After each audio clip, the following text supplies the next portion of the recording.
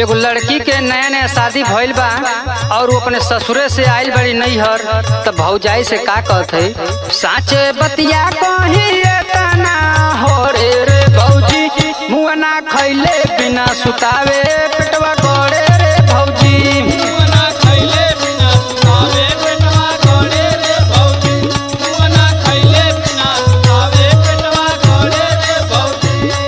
और यू का कहतिया लेके करवटिया सुत जाला हमके दो नंबरी बुझाला। करवटिया सुत जाला हमके दो नंबरी बुझाला, लेके करवटिया सुत जाला हमके दो नंबरी बुझाला।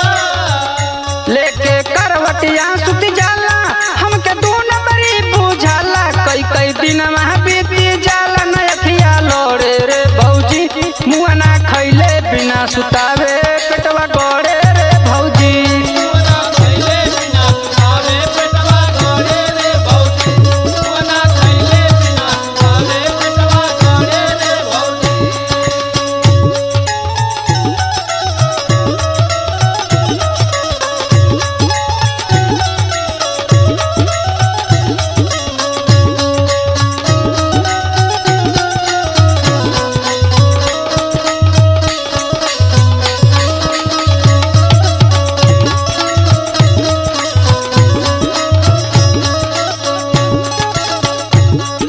लड़किया अपने पति के सामने देखी कितनो भी शौक श्रृंगार करत है, लेकिन ओकरा पति के कोनो फर्के नहीं पड़त।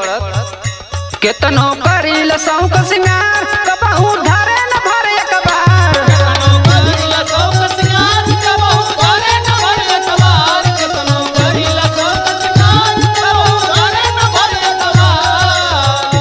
कितनो करी शौक श्रृंगार कबहू धरे न भरे कबार। बोए पुरवैया बयार तना सा चोरे रे भौजी, मुँह ना खैले बिना सुतावे पेटवा गड़े रे भौजी। मुँह ना खैले बिना सुतावे पेटवा गड़े रे भौजी, मुँह ना खैले बिना सुतावे पेटवा गड़े रे भौजी।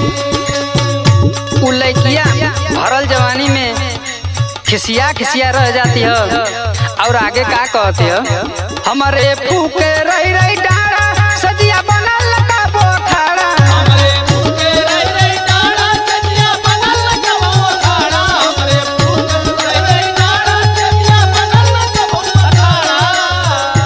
हमरे फूके रही रही डारा सजिया बनल का बोखाड़ा। कितनो पढ़ाई पहाड़ा नहीं पड़े रे भौजी, मुँह ना खैले बिना सुतावे पेटवा गड़े रे भौजी। मुँह ना खैले बिना सुतावे पेटवा गड़े रे भौजी, मुँह ना खैले बिना सुतावे पेटवा गड़े रे भौजी।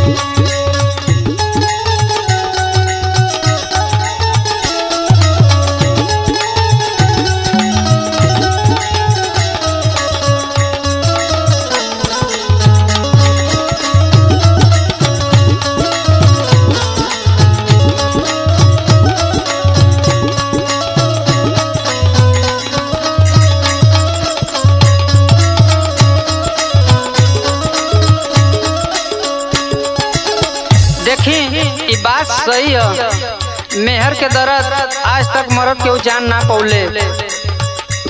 इते साच है मेहर के दर्द कौनो जान न पौले मर्द।